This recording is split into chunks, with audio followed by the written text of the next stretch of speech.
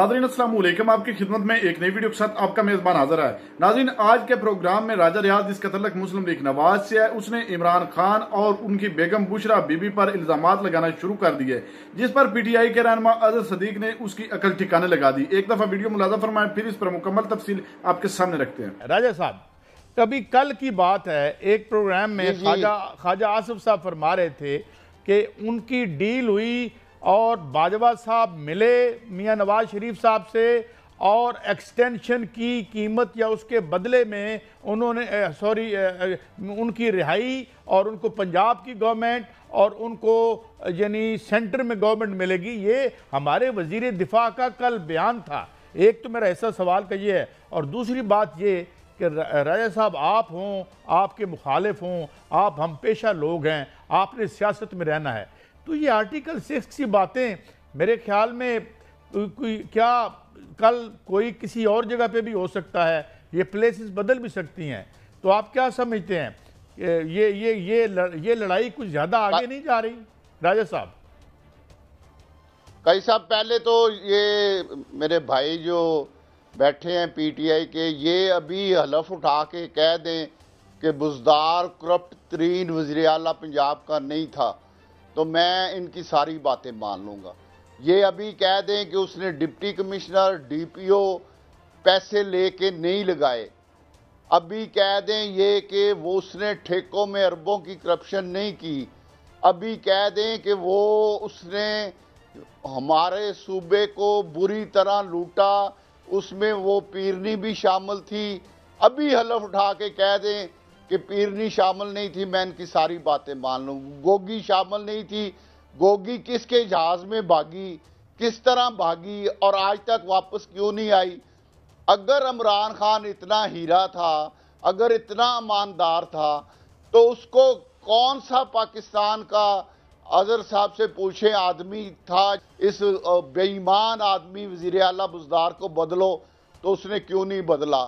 उसके पीछे क्या वजह थी? मैं आपसे भी रिक्वेस्ट करूंगा कि थोड़ा सा आप भी यानी देखें, वो भी आपके हम पेशा हैं, वो भी सियासत में रहेंगे, तो फिर ये इस तरह की लैंग्वेज, जैसे मैंने अजहर सदीक साहब को कहा कि ये गद्दार आर्टिकल 6, और ये तो हमें बंद नहीं कर देना चाहिए। राय साहब, आप बात मुकम्मल करें।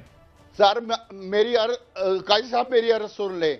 ये सिर्फ मैंने 4-5 बातें की हैं, चले मैंने एक लफ्ज कहा, मैं वो अपना लफ्ज वापस ले लेता हूं, लेकिन ये सिर्फ इतना कह दें कि, और मैं बड़े नाम ले सकता हूं, सिर्फ ये इनको अजहर साहब क्योंकि पीटीआई की नुमाइंदगी कर रहे हैं, ये अभी हलफ उठा दें कि बुज़दार साहब ने कोई करप्शन नहीं की, गोगी ने कोई करप्शन नहीं की, पीरनी को पैसा नहीं मिला, मैं अभी इनसे माफ़ी मांग लूँगा, क्योंकि मैं सबसे पहले पंजाबी हूँ, और पंजाब को जिस तरह इन 4 सालों में पीटीआई के में जिस तरह लूटा गया, जिस तरह पंजाब का बेड़ा गर्क किया गया, पंजाब में जिस तरह स्कूल तबाह किए गए, लोगों को मुफ्त दवाई नहीं मिली, अस्पताल तबाह कर दिए गए, सड़कें टूट गई, लैंड, हर डीपीओ जो था वो पैसे दे के लगता था और उसके बाद पैसे कमाता था, कोई लॉ एंड ऑर्डर का सिस्टम नहीं था।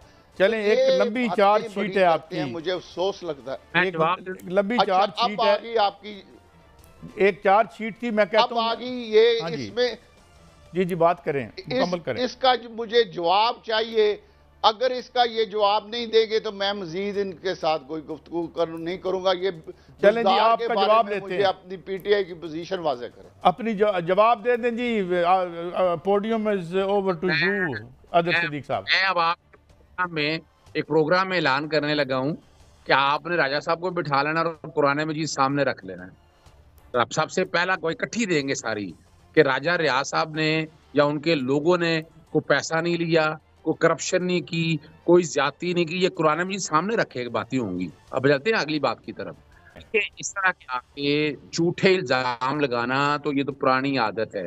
कोई 2.5 साल से हुकूमत आपकी थी, कितने पर्चे दर्ज कर लिए आपने? उस्मान बुज़दार क्या भागा हुआ है? यहीं बैठा हुआ है? जाएं पकड़ के नैब, एंटी करप्शन, FIA जो सारे इमरान खान के खिलाफ केस बनाए क्यों उसके खिलाफ?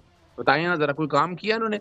अच्छा, फरज दादी के खिलाफ कह देना कि उसने करप्शन नहीं की। सुन तो लेना साहब, राजा अगर साहब सुन साहब तो लेना, आप हिम्मत कह करें। दें एक दफा कि मैं कुरान उठाता हूं, उसने करप्शन नहीं की। आप देखिए मेरी बात सुने ना, अब जरा सुन तो ले अगली बात।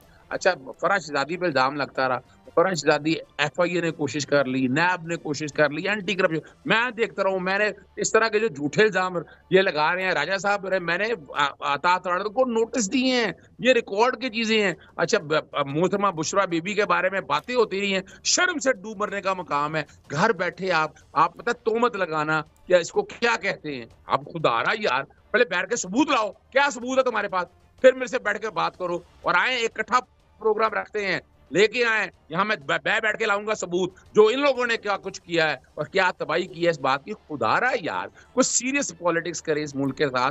भाई आपको आए, बड़ा आप रोका है आपको नैब, आपके पास एंटी करप्शन, एफआईए, पुलिस, वो क्या कुछ तो नहीं था आपके पास। इमरान खान के खिलाफ कौन सी करप्शन का केस साबित कर चुके हैं, क्या निकला वो घड़ियों का, वो क्या निकला भाई तोशा खाना का, क्या निकला तोशा खाना के, मैंने सबूत सारे निकाले, कोई आप कुछ कर सकते उसके ऊपर, फिर आप अगली आ जाए क्या निकला, इद्दत का केस। और इद्दत के केस में अपना खुद खाफर मानका ने कह दिया किस तरह उठाया गया, किस तरह एंटी करप्शन का महकमा लेकर गया। अच्छा, क्या अगर कुछ सिद्दीक हुआ? साहब, मैं इसका जवाब मैं अभी जवाब लेता हूँ राजा रियाज साहब से, मगर एक बात मुझे बता दें, झूठ बोलना है, हमने फ्रॉड फरेब और इन बातों पे चलना है, तो इस बातों को सामने लाकर ना, सामने बैठ के ऐसे बातें नहीं होंगी। नहीं, ये आपकी जेन्युइन बात है, ठीक है, ठीक है।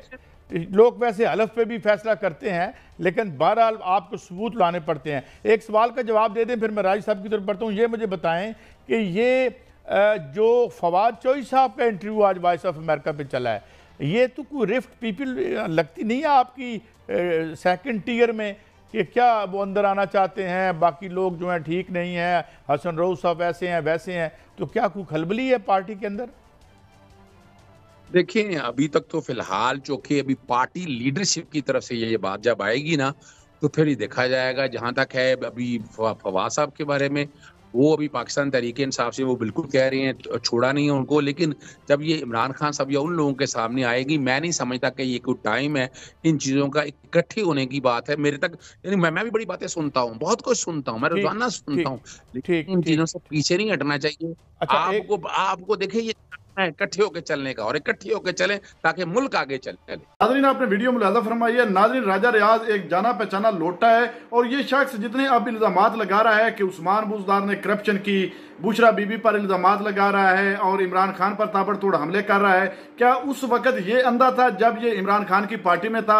उस वक्त ये इसको ख्याल नहीं आया कि मैं किस शख्स के साथ बैठा हूं? अभी कह रहा है कि इमरान खान ने करप्शन की, उस्मान बुज़दार ने डीपीओ जितने लगाए उनसे भी रिश्वत लेता था, तो उस वक्त क्या इसकी जुबान पर ताला लगा हुआ था?